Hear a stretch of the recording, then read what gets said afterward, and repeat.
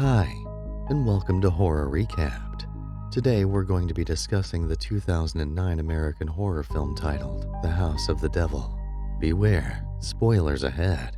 Watch out, and take care. We begin with a college student named Samantha Hughes as she checks out a house that is available for rent. She inspects the apartment and is lost in thought, but is soon brought back to reality when the landlady asks if she likes it. Samantha nods her head, indicating that she liked the flat, which pleases the landowner. She tells Samantha that she reminds her of her daughter. Because of this, waives the initial deposit needed for the apartment. Samantha, who is low on funds, is ecstatic at the gesture and thanks her. However, the landlady asks her to make payment for the rent on Monday, which Samantha agrees to. Sam then proceeds to her current apartment, which she finds locked as Heather, her roommate, moans from behind the door, suggesting that she was getting slammed. Sam is upset by this and storms off, deciding to take a walk. As she does this, she comes across a babysitter ad with a phone number attached to it. Desperate to make enough money to afford the rent, she calls the number using a public phone booth. A man with an ominous voice picks up the call and, upon hearing her application, offers her the job. He then asks her to meet him in front of the Students' Affairs office so they can discuss the details of the job. Sam is happy to hear this and briskly makes her way to the meeting point. She waits for quite a while, but to her dismay, is stood up by her prospective employer. She then heads to a diner afterward, where she meets her friend, Megan. The two chat about the apartment that Sam visited earlier that morning. She expresses her frustration, stating that she has just a meager $84 in her bank account, with an outstanding house rent to be paid in 5 days. Megan consoles and reassures her that she would eventually figure out a way to make enough money before the deadline. Sam heads back to her apartment and is relieved to find the door open. There, she meets Heather, who is just getting out of bed.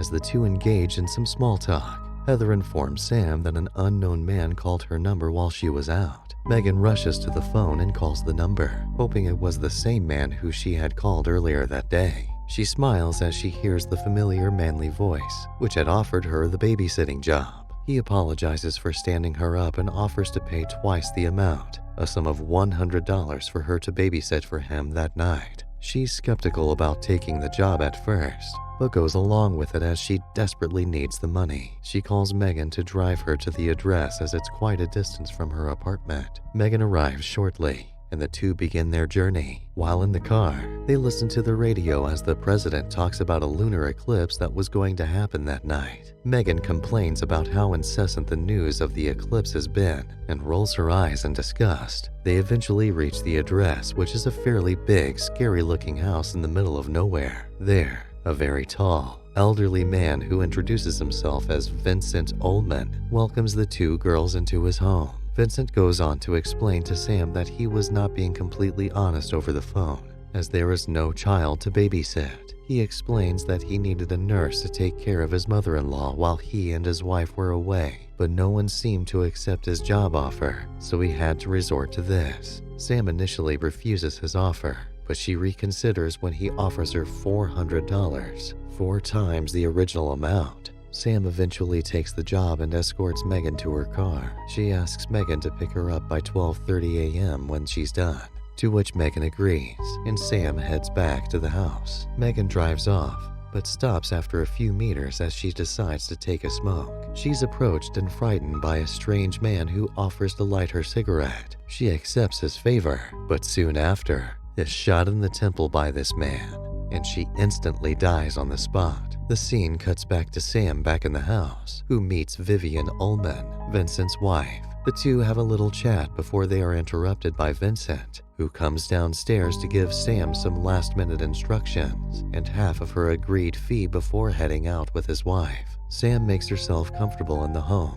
but quickly gets hungry. She goes on to call a pizza shop and orders a medium pepperoni, after which she tries to call Megan, but is directed straight to voicemail. She gets bored while waiting for the pizza and puts on the television. She stares nonchalantly at the screen as 2 news anchors explain that the lunar eclipse would be tonight with total invisibility of the moon setting in at the stroke of midnight. Sam quickly gets bored of the news, switches off the television, and listens to music instead. She dances around the house, but her joy is short-lived when she mistakenly topples over a vase, breaking it. She quickly proceeds to clean it, but in the process, she finds an old picture of a family in the closet. The family in the picture were not the Ullmans, and this frightens her, as she suspects that perhaps they were not the true owners of the house. She tries to call Megan once more, but goes straight to voicemail once again.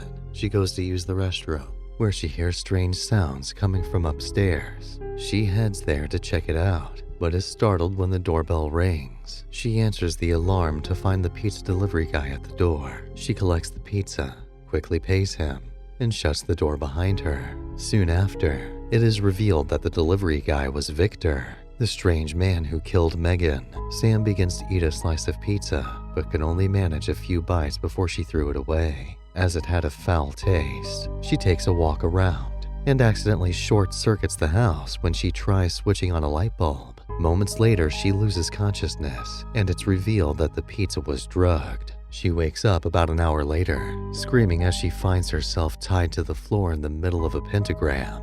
Out from the shadows emerge Vincent, Vivian, Victor, who is revealed to be their son, and Vivian's mother, who has a witch-like figure. They proceed to perform a ritual on her, drawing a pentagram on her belly and forcing her to drink blood.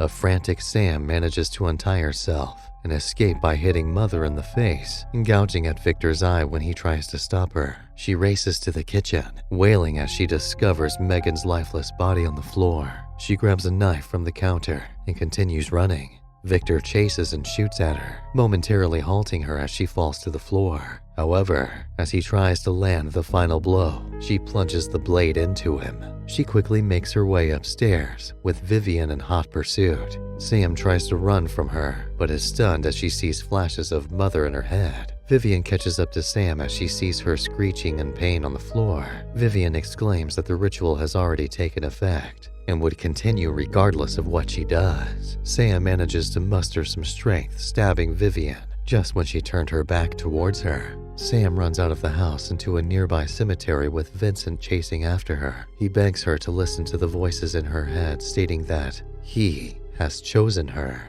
She screams in rebellion as she points the weapon that she stole from Victor to her head and pulls the trigger as Vincent unsuccessfully tries to stop her. The scene cuts to a news anchor reporting that astronomers are in a state of confusion, as the speed at which the moon exited the Earth's shadow during the lunar eclipse was faster than theoretically possible, indicating that the events that happened that night affected the eclipse. The movie ends as an unconscious Samantha is shown in a hospital bed, being attended to by a nurse who says, "You'll be just fine, both of you," as she delicately touches her belly, suggesting that the ritual somehow made her pregnant with some diabolic entity. And that's a wrap for The House of the Devil. Let's know your thoughts in the comments section. If you would like to look into other movies with us, be sure to like and click the subscribe button so you never miss a single video. Thanks for watching.